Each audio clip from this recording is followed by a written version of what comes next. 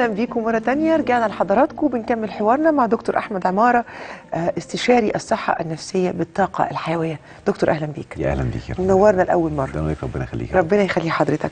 دكتور، فكره بنى البني ادم الاول، ازاي ابني بني ادم يبقى النجاح قيمه من قيمه واهدف من اهدافه، ما يبقاش متكاسل، ما يبقاش قاعد بينظر على الفيسبوك فبينقد كل شيء او شايف كل شيء حاجه سودة، او قاعد على دخان الشيشه بيرسم طموحات في الهواء على القهوه. طيب خليني قبل ما اشرحها هقول 4 مصطلحات مهمين. اتفضل. عشان تبقى الدنيا واضحه لكل اللي بيسمعنا.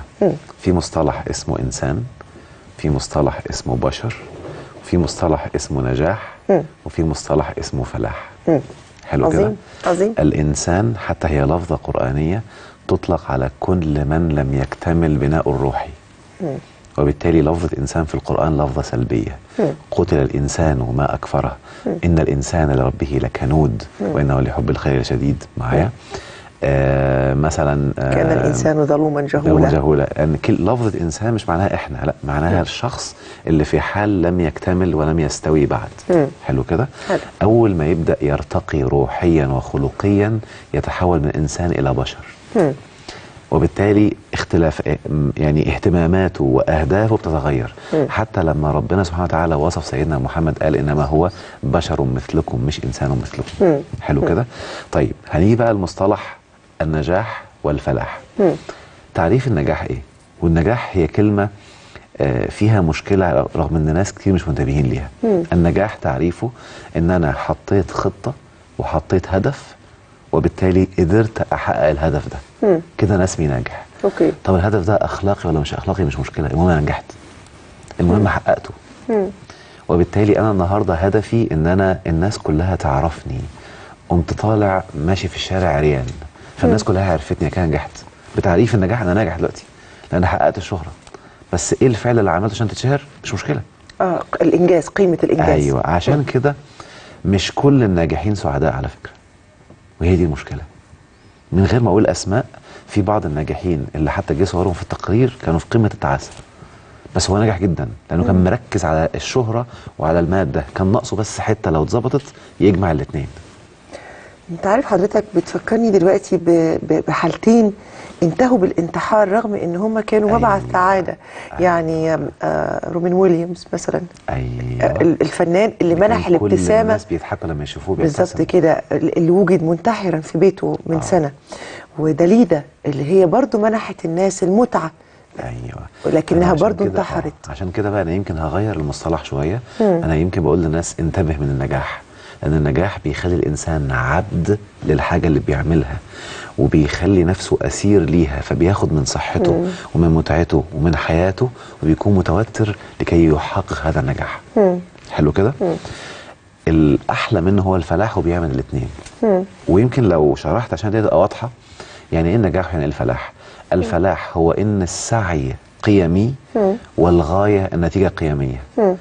النجاح مش مهم نوع السعي ولا مهم نوع النتيجة، المهم ان انا عايز احققه. معايا؟ يعني النهارده واحد عاوز يبقى شكله جميل، يروح يقعد يعمل عمليات تجميل ويحفر وينفخ ويعمل كده، هو اسمه ناجح. اوكي. مفهوم النجاح.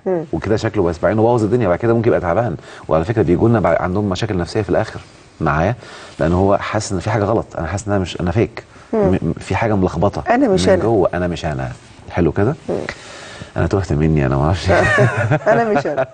انا مش انا. هي عباره الحقيقه صادقه فعلا، انا مش انا. فالفلاح بقى، وهدي شرح بسيط يشرح الفرق بين الاثنين. النجاح بيكون الانسان متعلق بالنتيجه مش بالسعي. الفلاح الانسان مركز على السعي مش فارق مع النتيجه. فدايما بيجيب اروع مما يتوقع. النجاح بيكون الانسان متوتر وفي حاله ضغط وستريس اثناء السعي ومستعجل عايز يخلص، فتلاقيه بيجي على نفسه وبيضغط نفسه وبيسهر وبيعمل حاجات غلط، يشرب منبهات كتير ويسهر كتير عشان عاوز النجاح، فمش مهم صحتي. معايا؟ الفلاح بيكون مستمتع بالسعي، رايق اثناء السعي، ولما بيحصل النجاح بيزداد استمتاع، فطول المده استمتاع. مستمتع بالسعي. ايوه، مستمتع بالسعي. هقول لك مفاجاه. اتفضل. لم يأمرنا الله سبحانه وتعالى باي نتيجه. ايه رايك؟ وإنما أمرنا بالسعي. لم يأمرنا الله بأي نتيجة. صح.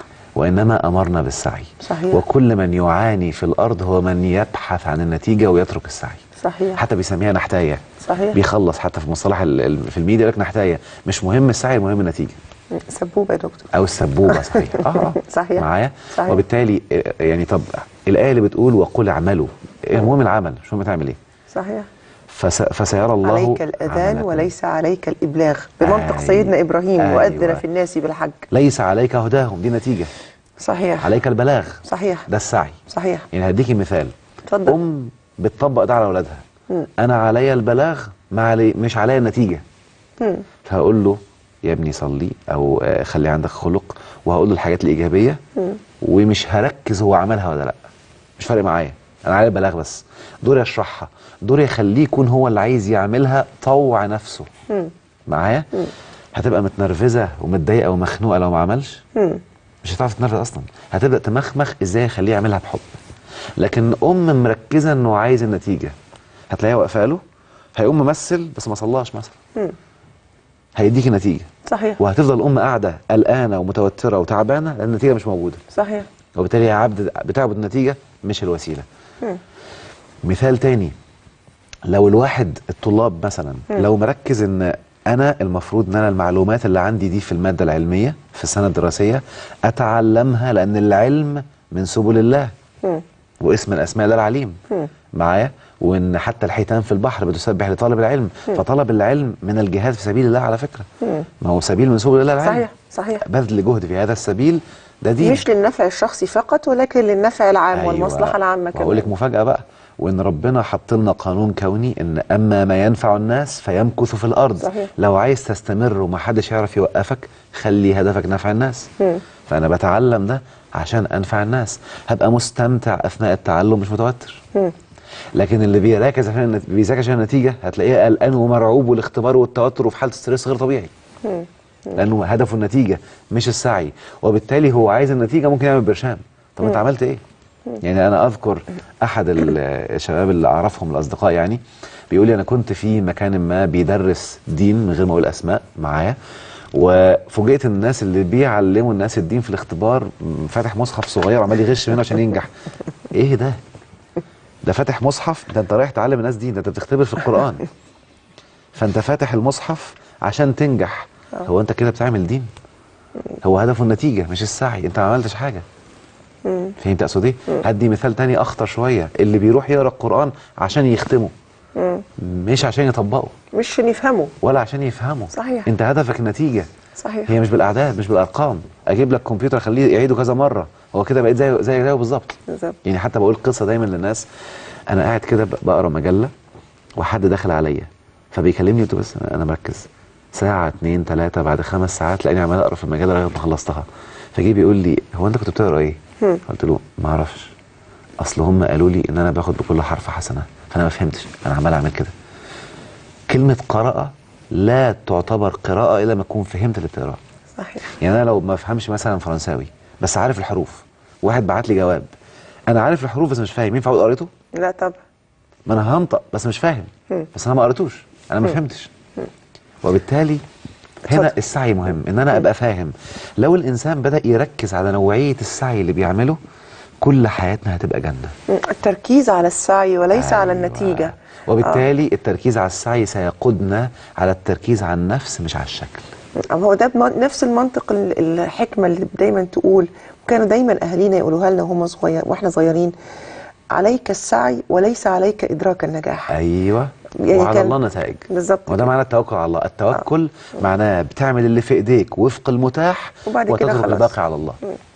اللي بيعمل كده هيوصل لنتائج عمره في حياته ما كان متخيلها. وانا بتكلم عن تجارب شخصيه ليا شخصيا، والحالات كتير قابلتها في مختلف الدول العربيه، اللي طبق كده ووصل لحاجات اسرع 1000 مره من اللي مركز على النتائج. السعي، انه مركز على السعي والاهتمام بنوعيه السعي وجوده السعي.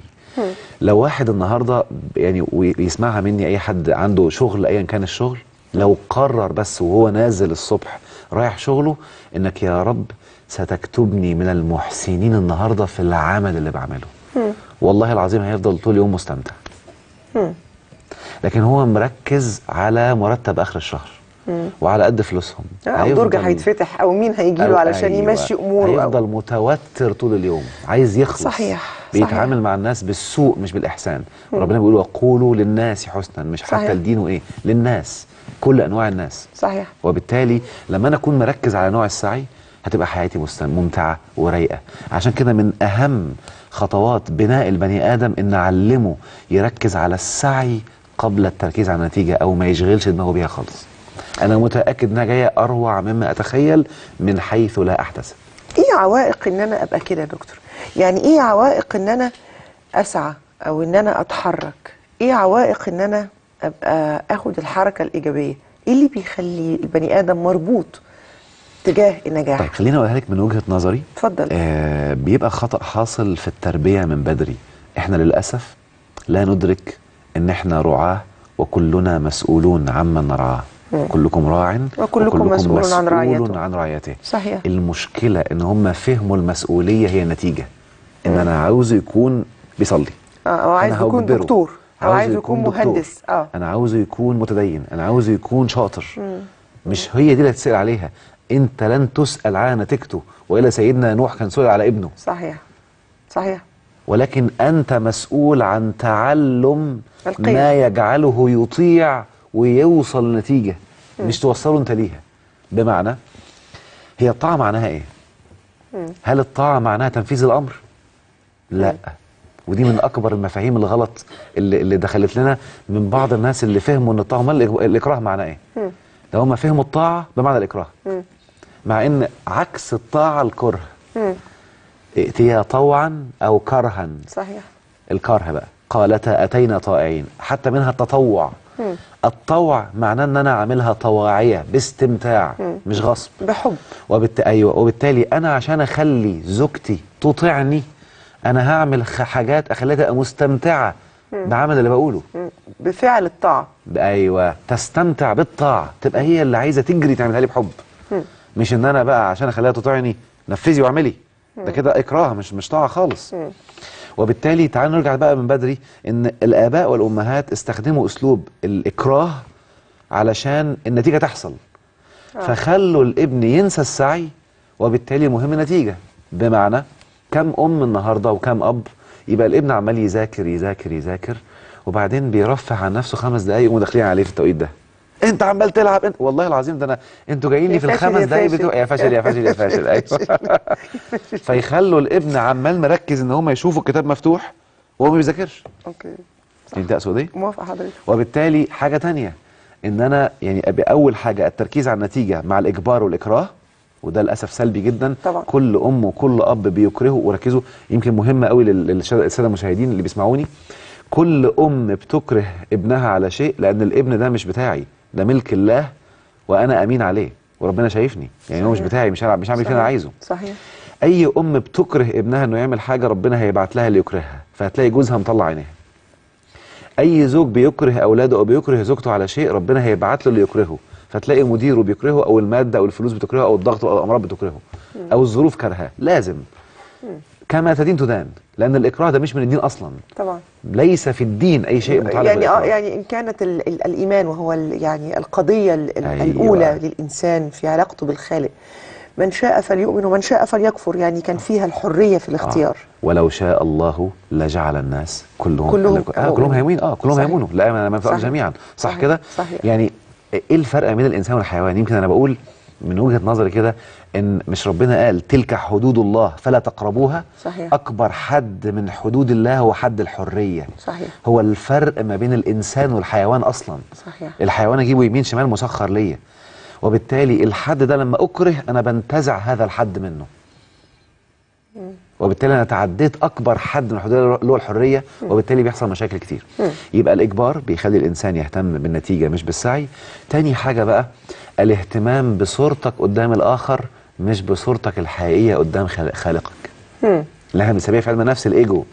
الايجو اللي هو الاهتمام بالانا والصوره المزيفه الزائفه، مش الصوره الحقيقيه اللي الهك شايفها. يعني انا نمره واحد من الاخطاء اللي بترتكب زي ما حضرتك قلت الاكراه، وليس اللي هي يعني الفهم الخاطئ لكلمه الطاعه. وبالتالي نسعى لفهم النتيجه ولا نسعى لاحداث النتيجه ولا نسعى لاحداث او لغرس القيمه. يعني هديكي مثال عشان عملي كمان على دي. اتفضل.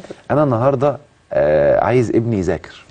هقول لك مفاجاه كده حصلت لي مره، يمكن كتبتها على الفيسبوك. انا داخل في يوم من الايام البيت، لقيت باسل ابني عمال يعيط قدام زوجتي. يا ماما عشان خاطري عايز اذاكر. تقول له لا مش هتذاكر النهارده، انت ما كنتش مؤدب. ويدبدب في الارض عشان خاطري ارجوك هذاكر. تقول له لا، اللي بيذاكر هو المؤدب بس، النهارده مفيش هوم ورك. وقعد يعيط. قلت لها نعم يا اختي. نعم، ده احنا كان بيطلع لنا طبعا يا دكتور لو سمحت، ما هي خليها تحب. قلت لها يا اختي ما قلت لها كده حبيبتي يعني بينا ود يعني. انا فاهمه طبعا، انا فاهمه. نعم، ايه اللي انت عاملاه ده؟ النقطة المهمة ايه؟ ان هي بدأت تتفنن ازاي تخلي الواجب مكافأة. صحيح. فبقى الطفل هيستمتع وعايز يعمله. اخدتها معاك في العيادة ولا ما خدتهاش وبالتالي معاك في العيادة؟ الحمد لله يمكن بدأت يعني تدي خبرتها للأمهات دلوقتي في التربية. أنا طبقت حاجات عملي ما شاء الله في ال6 سنين اللي فاتوا. وعملنا نتائج رائعة مع أولادي. فاللي أنا أقصده دي وسيلة. مثال تاني مثلا، اتفقنا قبل ما لما بدأ يكبر بقى وعايز يجي ينزل معاه، وانا رايح اصلي الجمعه في الجامع، يقول لي بابا عايز اجي معاك الجامع. تقوم ماما قايله له روح قول لبابا.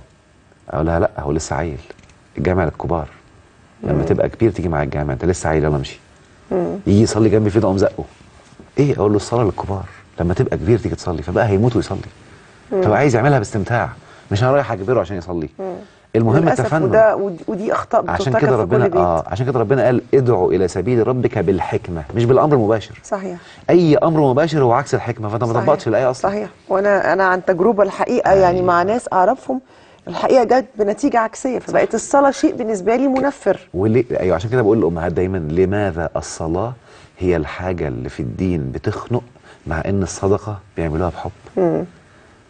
لان الصدقه تقدمها بشكل جميل، مفيش فيها اكراه زي اللي حصل في الصلاه، زي الفهم الخاطئ. معايا؟ يعني ربنا بيقول لنا في القران ولا تزر الا تزر وازره وزر اخرى. وحد فهمهم عكس الايه، ان لا، لو ابنك ما صليش انت هتتعاقب. مين قال لك كده؟ انت لن تحاسب على نتيجه انسان، انت تحاسب فهمت ولا لا. صحيح. هو فهم ما عملش حسابه هو على الله، بلغت ولا مش لا. انت بلغت ولا لا. وايه بقى البلاغ المبين؟ صحيح. انك تبين له كل النتائج والفوائد، مش بالرعب والإكراه. يعني ساعات بدخل مثلا بعض الاماكن كده الاقي عقوبه تارك الصلاه. فين فوائدها يا عم؟ وفي الدنيا يحصل له كذا وكذا وكذا، وفي الاخره كذا وكذا. ايه الرعب ده؟ ايه الرعب ده؟ صحيح. فين الفوائد؟ فين الحاجات الحلوه اللي هيستفيدها؟ فين الحاجات الجميله تخليه نفسه يروح يعملها؟ معايا؟ فيبقى اول حاجه الاكراه، ودي كذا حاجه عملي اهو. تاني حاجه بقى لما تيجي الام تقول له ايه؟ الناس هيقولوا عليك ايه؟ والناس يقولوا علينا ايه؟ ذاكر، شفت فلان ناجح وانت فاشل. فيبدا النتيجه هي اللي بيهتموا بيها، التركيز على الدرجات النهائيه، على درجات الاختبارات، مش انت قعدت تذاكر ولا لا. معايا؟ وبالتالي لما هبدا كقيمه عمل. ايوه، على فكره كل المتفوقين باستمتاع مش بستريس. في متفوقين بيجيبوا نتائج عاليه وهو بستريس ومضغوط، مش ده مش نجاح، مش عايزه. المتفوق باستمتاع اللي تلاقيه بيلعب وبيروح يعمل رياضه وبيرفه عن نفسه وبيذاكر وبيجيب اعلى درجات بروقان، ده اللي بيذاكر باستمتاع ومركز على فهم المعلومه. صحيح. وتشبعها وتشربها، مش انه عاوز الدرجه. صحيح. صحيح. انا موافقه على الجمله دي، يعني تفصيلا وتدقيقا وكل حاجه. أيوة. الاستمتاع بالعمل هو الابداع. هو ده اللي بيخلي الانسان بعينه. اقول لك على مفاجاه بقى. اتفضل. كل ما الانسان استمتع بعمله هيحصل له حاجه، وهقولها كده ترمومتر للمشاهدين. هتلاقي لو عمل حاجه بعد ما خلصها هيبقى مستمتع بيها جدا وفرحان بانه بيوري النتيجه للناس. صحيح. المفاجاه الجميله بقى انه لما يسيبها شهرين 3 هيجي يبص لها هيقول ايه ده؟ انا ممكن اعمل احسن من كده. صحيح. لانه تطور. صحيح. حصل عنده نمو في الملكه بتاعت الابداع والابتكار. طيب يعني اللي بيعملها سبوبه هو عايز يخلص، وهتلاقيه مكسوف ان يقول ده الشغل بتاعي، ده عملي. احنا ثقافه السبوبه والنحتايه وكلام كتير، ده ثقافه احنا محتاجين نغيرها للاسف اكيد شديد. لكن اسمح لي حضرتك ان احنا هنعرض لينك 5 دقايق لاحد المدربين العالميين على النجاح، واللي هسالك فيه بعدها ازاي النجاح يبقى عاده، فهنبص عليه. خلينا نشوف اللينك ده او الفيلم ده، وبعد كده نرجع نكمل حوارنا مع دكتور احمد عمار. Hello, I'm Brian Tracy, and I'm always being asked, what are the habits of successful people? What is it that successful people do habitually every single day that leads to them being in the top 20% of money earners in our society? Well, Aristotle said that 95% of everything you do is the result of habit. So the rule is form good habits and make them your masters, rather than allowing bad habits to form.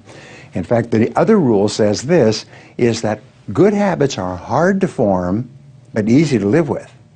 Bad habits are easy to form, but hard to live with. Now, one of the turning points in my life and my studies of psychology was the discovery that all habits are learned and can be unlearned. Actually, you don't actually unlearn a habit. You simply replace a bad habit with a good habit that has more power and impact. And how do you develop a good habit? You develop a habit by repetition. Almost everything you do from the time you get up in the morning is habit. So start to think about yourself. What would be the best habits to have? Now, I have written a book called $1 Million Habits. It has 12 chapters, 12 critical areas of life. And in each chapter, there's 20 or 30 habits. So let me give you some of the best. Number one, develop the habit of daily goal setting and goal orientation.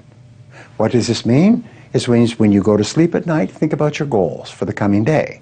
Make a list for each day of all the goals, the little goals you're going to accomplish that day. Keep a journal and write down your goals on a regular basis. When you're driving through the day, think about your goals. When you're talking to other people, think about your goals. You see, you do become what you think about most of the time. You do achieve what you think about most of the time. So all successful people and all wealthy people think about their goals most of the time. Second of all, be results-oriented. Now, results-oriented people are always thinking of the most important things that they can do right now to achieve their most important results. Successful people make a list of everything they have to do, and before they start working, they set priorities on the list. Here's a great way to become result-oriented. Actually, it's life-changing.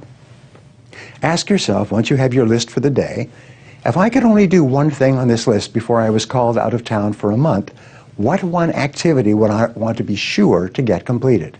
And put a circle around that and start on that activity immediately, first thing, and then discipline yourself to work nonstop until you complete that one activity. This simple technique has taken people from rags to riches all over the world for at least 100 years. Pick your most important task and start on it immediately, and then discipline yourself to stay with it until it's complete. Another habit that you can establish is to become people-oriented. Recognize that everything that you achieve in life is going to be with the help or support or cooperation of other people. So always think, what is it that other people want and need from me? How can I help other people so they'll want to help me back? If you're in sales, top salespeople think about their customers all the time. They think about who their customers are and what their customers want and how they can help them the most and how they can help them even more today. In their relationships, successful people are very focused on the most important people in their worlds, both personal and in business. Another habit you can have is to stay health-oriented. Think about your health most of the time. Think about eating less food and better food. Think about daily exercise. Think about getting lots of rest. Remember, to be successful in our competitive world, you need a lot of energy. To have a lot of energy, you've got to eat good foods, get lots of rest, and exercise all the time. One of the most important habits is that of character and honesty, is always tell the truth no matter what the price. And the final characteristic, the final habit, is that of self-discipline. And I have written and spoken upon this for years and years and years, but self-discipline seems to be the foundation habit that makes everything else possible. And the best definition of self-discipline is that self-discipline is the ability to make yourself do what you should do, when you should do it, whether you feel like it or not. You see, anybody can do it if they feel like it. It's when you don't feel like it and you do it anyway that you eventually develop the self-discipline that makes everything else possible. Thank you for watching. What is the one habit that you should start to develop right now that will help you more than any other habit to achieve your most important goals? Whatever it is, start practicing this habit every day until it becomes automatic and easy. هي موضوع العادات وتكوينها هخليه للحلقة التانية مع حضرتك، لكن همسك في الخمس أو الست مفاتيح للنجاح. اسمح لي إن احنا هنجاوب عليهم بعد الفاصل، لأنهم ست مبادئ قوي، وتخيل حضرتك إن تلتهم قيم شخصية صح. في الأخلاق، إنك تكون أمين وإنك تكون عندك انضباط شخصي. فالحقيقة خلينا نكمل بعد الفاصل حوار عن إزاي أكون ناجح، حوار إزاي أمتلك قيم النجاح، وأكيد هيكون له ثقافة وله أخلاقيات. هنكملها مع دكتور أحمد عمارة بعد الفاصل. تحياتي لحضراتكم.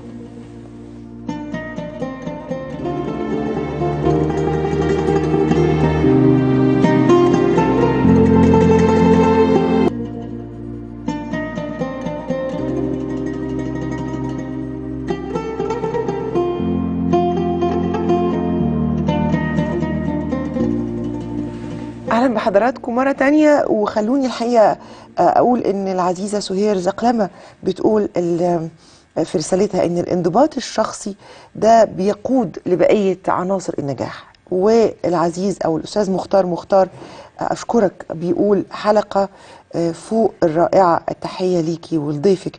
أنا بشكر حضرتك على الرسالة. دكتور أحمد، الحقيقة الست مبادئ اللي ذكرهم برايكس في الفيلم او اللينك اللي احنا زعناه قبل الفاصل، انت اولا شايفهم ازاي؟ هو انا شايفهم من وجهة نظري ان هم علماء اجتهدوا في التدبر في كتاب الله المنظور مش المقروء، واكتشفوا كل ما هو مكتوب في الكتاب المقروء، وبالتالي هم ربنا بيريهم الآيات في الآفاق، وبيكتشفوا المعلومات اللي تخلي حياتهم جنة وبينفذوها. واحنا بنتباهى ان احنا بنقراها وما بننفذهاش. صحيح. يعني هديكي مثال بسيط مثلا. اتفضل.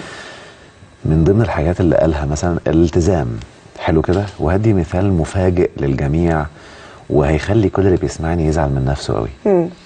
ان كل العادات السيئة اللي انت بتعملها انت ملتزم بيها وبتعملها كل يوم. لا تاني يا دكتور الجزئية دي والنبي. كل العادات السلبية والذنوب اللي انت بتعملها انت بتمارس فيها الالتزام. الشيطان بيخليك تلتزم بيها كل يوم ما شاء الله، وانت ماشي وراه، فانت عمال تنزل.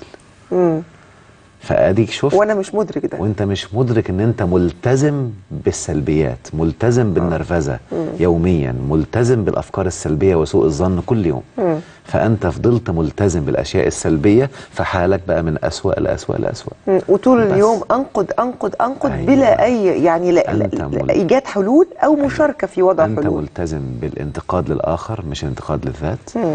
أنت ملتزم بأنك تقول للناس ما لا تفعل، كبر مقتا عند الله أن تقولوا ما لا تفعلون. صحيح. أنت ملتزم بعكس كلام ربنا في القرآن، ربنا بيقول عليكم أنفسكم وأنت عليك الناس معايا، فأنت ملتزم بعكس ما قاله الله. وبالتالي بتاخد نتائج عكس انت ملتزم. انت ملتزم بس مش في الصح. أيوة. انت ملتزم في الغلط. انت بتمارسها اصلا. يعني احنا كلنا بنمارس الحاجات اللي ربنا امرنا بيها، بس الشيطان موجه هذه الطاقة للعكس. هديكي مثال كمان فضل. عشان الصورة تبقى اكثر وضوحا. مش الصبر بيوصل الانسان للنتيجة؟ طبعا. حلو قوي.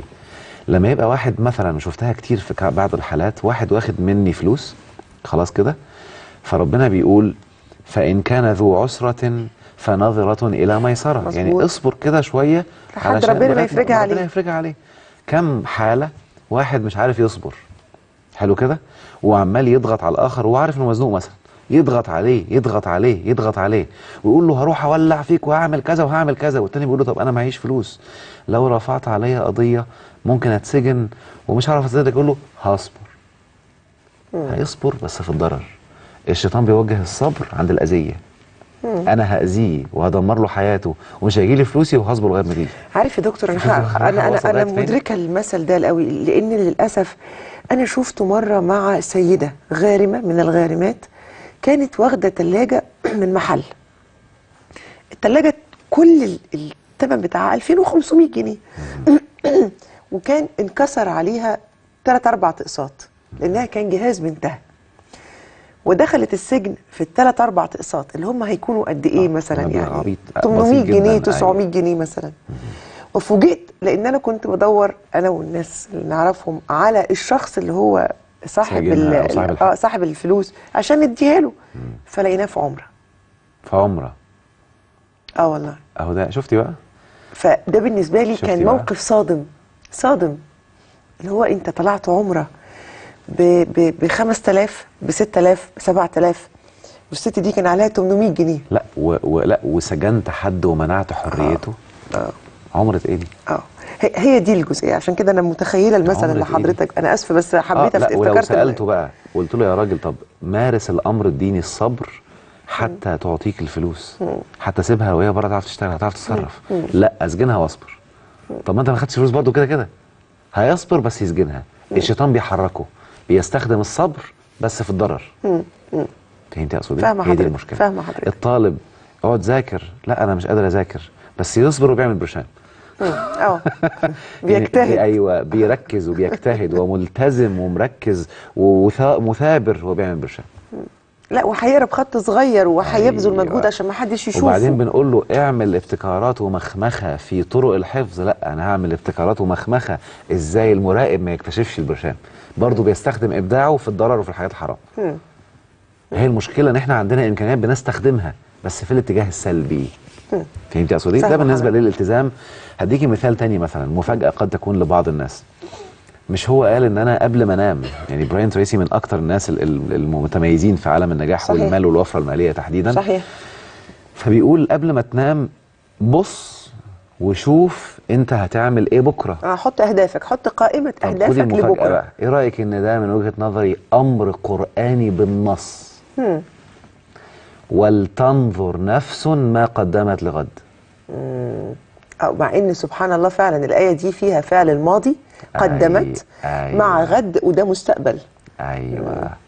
فانا ولتنظر نفس ما قدمت لغد. لان انا كمان وانا ببص لها وعمال اتخيلها انا بعمل حاجات صحيح. لبكره. صحيح. عشان كده حتى في علم النفس بنسميها السعي النفسي والسعي الجسدي. قبل ما تعمل السعي الجسدي اعمل السعي النفسي. فكر يعني تدبر. شوف ايوه. شوف النتيجه النهائيه وتاكد انها هتحصل وركز عليها، وبعدين سيبها ما ترتبطش بيها وابتدي اشتغل على كيفيه تحقيقها. مهتم بيها واهتم بالسعي دلوقتي. هتلاقي راح جايه لك ازاي مش شغلك. طب انا هقف عند القيمه دي او القاعده دي اللي هي قائمه الاهداف اللي هي بتاعت بكره زي ما قال براين تريسي. احنا احيانا بيبقى عندنا مشكله اساسا مش في ان انا اخد خطوه، لا ان انا احدد الهدف اللي انا عايزه علشان اوصل له. حلو. ازاي يا دكتور ادرب نفسي على ان انا اقول ان انا هدفي الاصح او الافضل او اللي يناسبني ان انا ابقى بكره اروح شغلي منضبط، ومش مهم بقى كمان يعني احقق فلوس كتير ولا لا، يعني ازاي اختار ما بين الاهداف واحط قائمه اهداف؟ طيب هو مبدئيا خليني اقول لك حاجه هدخل منها للجواب على السؤال ده. اتفضل.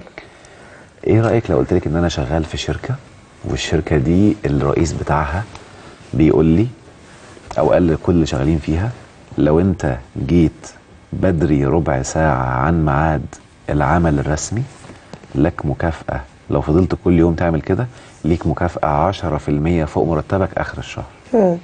حلو كده؟ انا هعمل ايه؟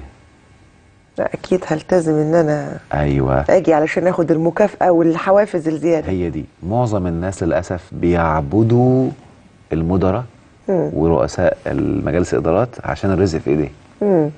فانت عمال تمخمخ وتعمل اللي يرضيه عشان تكسب، مع ان الرزق اصلا في ايد ربنا وده وسيله. صحيح. وربنا اصلا قال لك احسن. صحيح. فانا لو بدات احسن صاحب الرزق الاصلي هو اللي هيدبر لي الرزق اللي انا هاخده. مزبوط. سواء من هنا ولا من غير هنا. مزبوط. فيكون ده اهتمامي اصلا، فانت بتعملها اصلا بس بتعمل عباده لحد تاني. مظبوط معايا.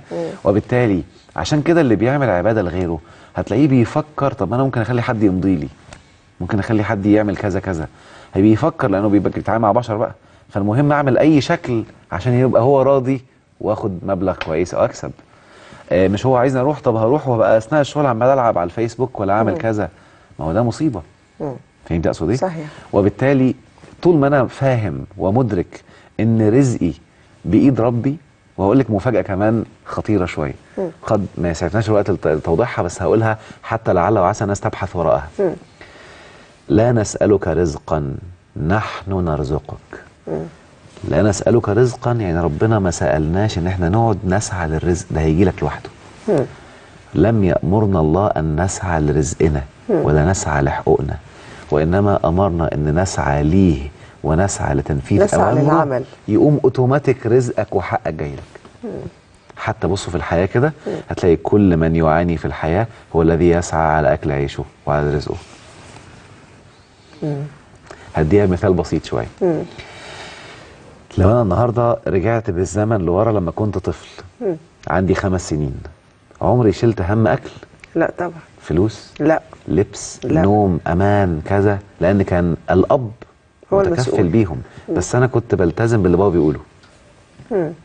وطول ما أنا بلتزم باللي بابا بيقوله رزقي هيجيلي لوحده، لأن بابا متكفل برزقي. طب ما سمعتش كلام بابا وحصل مشاكل بينا وقمت سايب البيت وخارج، هسعى لفلوس وهسعى المكان انام فيه وهيطلع عيني وهفضل متمرمط طول حياتي عشان الحق اللي كان بيجي لي اوتوماتيك من بابا. طيب تعالى بقى، وربنا سبحانه وتعالى خلق الكون بمنظور مادي ومنظور غير مرئي، عشان لما اتامل المرئي ادرك ما وراء المرئي اللي هو الغيبي او الطاقي زي ما بنسميها. ففي اب وفي رب. الرب كذلك مسؤول عن كل الحقوق طول ما انت في بيت الربوبيه. طيب دكتور احمد، الحقيقه للاسف الوقت الحلقه دي خلص، لكن احنا هنكمل في الحلقه الثانيه. انا بشكر حضرتك جدا للغايه. ما زال حوارنا مستمر عن الانسان الناجح، كيفيه صناعته، كيفيه اكتساب كمان، ودي جزئيه مهمه قوي، ثقافه واخلاقيات النجاح، لان البعض النجاح مش كتف شرعي ولا كتف غير شرعي الحقيقه. ودي جزئيه هنناقشها في الحلقه الجايه. انا بشكر حضرتك وبشكر وجودك للغايه دكتور احمد عماره، استشاري الصحة النفسية وبالطاقة الحيوية. تحياتي لحضراتكم، وافتكروا دايما جزئية مهمة جدا جدا جدا. حضرتك تاني زي بيل جيتس ما قال، أنا عجبني المقولة دي، ما أنتش مأمور إنك تغير الغابات الاستوائية، لكن حضرتك مأمور ومطلوب منك إنك أنت ترتب أوضتك فقط فقط. أنت تتغير، الكون يتغير معك. تحياتي لحضراتكم، وتكملة هذه الحلقة هتكون يوم الجمعة الجاية إن شاء الله. تحياتي، ونشوفكم بكرة على خير إن شاء الله. تحياتي.